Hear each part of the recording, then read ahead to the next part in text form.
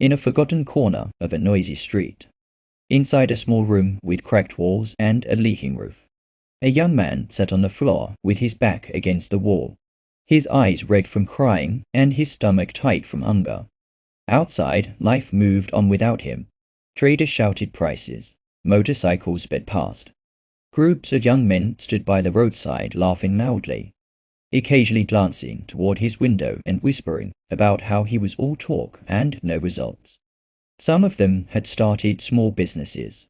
Some had traveled. Some had connections. He had nothing but dreams and frustration. That night, the weight of it all crushed him. The unpaid rent, the rejection emails, the friends who slowly stopped calling, the relatives who said, just be realistic. He buried his face in his palms and cried like a child. God, why me? He whispered. Why does it look like everyone else is moving forward except me? He replayed every failure in his head while the laughter outside felt louder than ever. But somewhere between the tears and the silence, something shifted.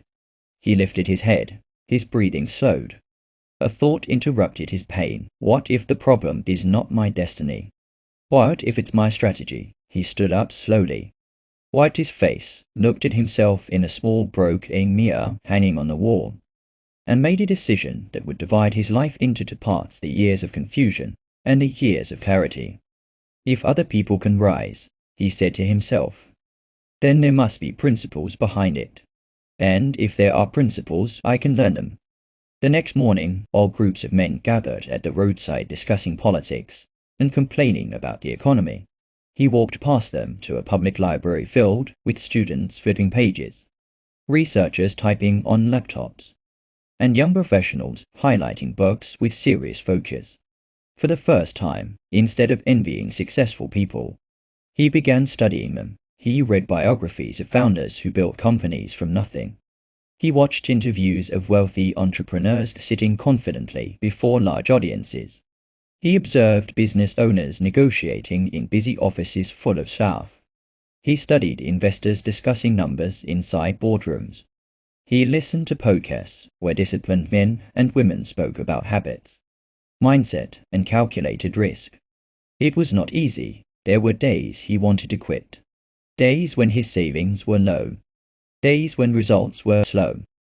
But he remembered the version of himself on that cold floor crying. He remembered the mocking laugh outside his window. And he promised that man he would not go back. He applied what he learned step by step. He started waking up early like disciplined leaders. He tracked his spending like careful investors. He offered value before asking for payment like smart entrepreneurs.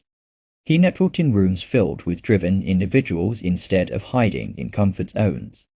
He failed again, but this time he treated failure as feedback, not as proof that he was cursed. Months passed. People didn't notice at first. Growth rarely makes noise in the beginning. But gradually, small wins began to stack.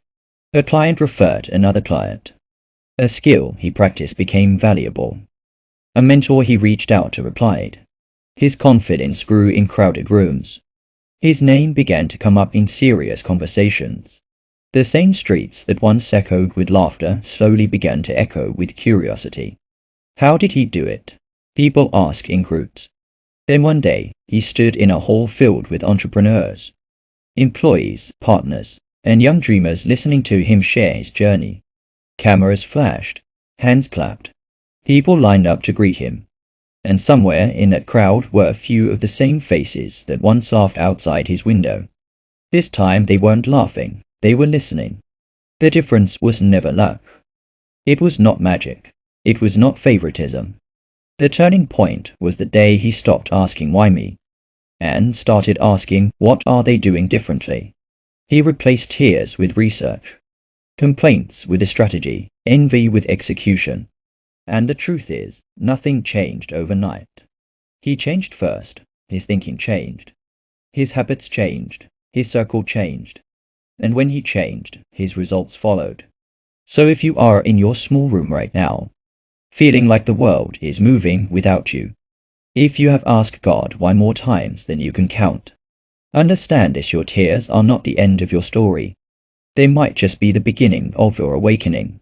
The gap between you and the life you want may not be destiny. It may simply be knowledge, discipline, and the courage to act. Study those who are ahead, learn their principles, apply them relentlessly. Surround yourself with people who are building, not just talking.